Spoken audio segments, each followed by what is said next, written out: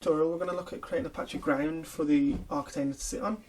Once we've done that, we'll look at adding some details, some furnishings, things like that, and a little fence to go round as well, starting to make it look as if it's actually the architectural project that we want it to be. So we're going to zoom in and start off by selecting the top work plane. So using the top work plane, that's where we're going to create our ground.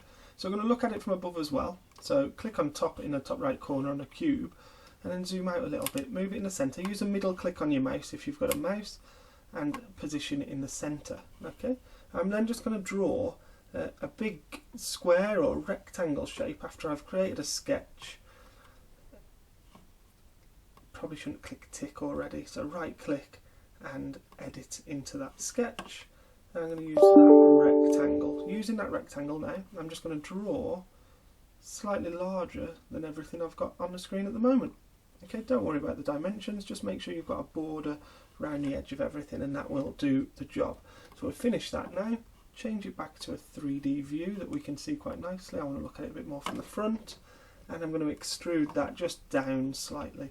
So if you can see now the arrow is pointing up, I want to flip that to go the other way, and it doesn't need to be thick at all. The depth is just going to be 25, 30, anything like that is absolutely fine. It's a new piece, and we can click instead of anything else there. We're not going to overcomplicate it, we're just going to tick.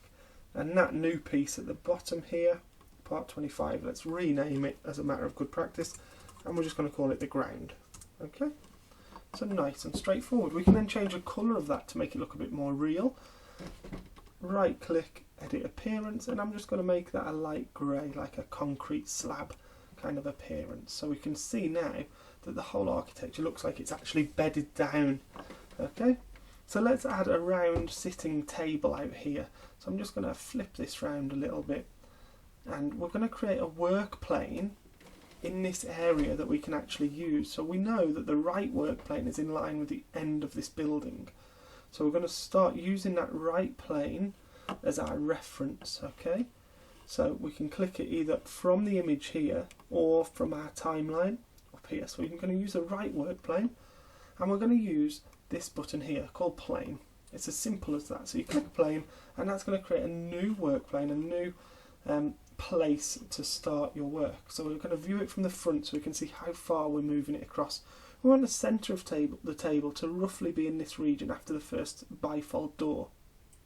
Okay, so let's move that along with the arrow roughly into position. And we can see that the dimension there, the offset is 1090 millimeters. So we're just going to change that to 1000, so we've got a number that's a bit easier to remember for us. And click tick. So we've got a new work plane now hidden in there, and you'll see it's also now appeared on your list. So we're going to start on that work plane, we're going to start a new sketch, and we're going to look at it from the left hand side. I'm going to start a round table, and the reason it's going to be round is because I actually want to learn how to use the revolve feature, which will be quite nice. So we're just going to draw half of the table as if we're looking at it square on, so half of the table in 2D, and we're going to draw it to start with just a few rectangles. So our first one now is going to be on top of the ground, just like that, and then we're going to have this in the middle, and then we're going to have our tabletop. And if you notice, my dimensions are all over the place, and that's absolutely fine because I'm now going to use a dimension tool to start making everything make more sense. So the thickness of the base is only going to be 20 mil. Okay, nice and straightforward.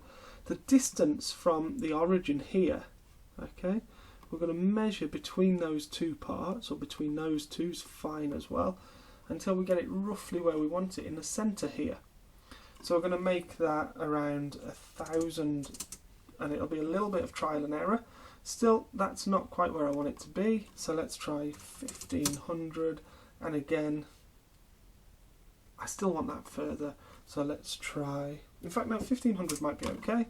I'm going to zoom in, escape my dimension. Now I should right click in there to escape my dimension, and we're going to move this line across. So that's just clicking and dragging to move it across. Okay, so let's again click and drag to move it across. So now you can see that 1500 goes to the first line on there, and that's going across this way. This part then I'm going to dimension as well, and I'm going to make that 600. So the base is nice and wide on my table. It's going to be easy for me to know, because when I put in that first dimension, it pulled everything back towards this origin. So instead of trying to dimension everything and take ages to move it across, I'm going to escape the dimension I'm using at the moment. I'm going to select all of them lines by clicking and dragging over them and pressing delete on my keyboard. Now they're gone, I'm just going to redraw them in, and then they're going to be roughly in the right place, and it's going to mean that I'm actually creating a lot less in terms of dimensions. Okay, so that wasn't a very good rectangle, so I'm going to escape that. Same again to delete it. Draw the rectangle in roughly in the centre and put the top on it as well.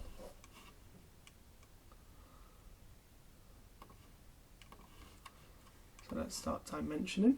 So we know that the width of this is 600, so to get to the middle is 300. So let's dimension this. So that's going to be, when we revolve it, this is going to be the diameter, and we want the diameter just to be 100 millimeters, so it's a nice sturdy base. And that means the distance from this left hand edge to this edge is going to be half of 600, which is 300, and then take away half of 100 from that, so it's leaving us with 250 millimeters to get that in the middle nicely. Okay, let's look at that from the left a bit more, because it's just shuffled around. So you can see we're slowly getting there. We've got the base and we've got the upstand. Now we've got to put the height of the upstand in. So roughly our table is going to be 600 high, which would be a nice figure, and the top is going to be a little bit thicker than the base, just around 50 millimeters. Okay, diameter of this is going to be bigger, so let's make that 900 millimeters. And again, same process to get it into the center. So distance from the left edge to the left edge, half of 900 is 450. Take away 50, which is half of this 100, which leaves us with 400, and that will get that into the center. And that drawing is then done. So that's the start of our table. We now need to revolve it. So we're going to use the revolve button. Ideally, we'd have cut that in half before now. In fact, let's go back into the sketch. So right click and edit.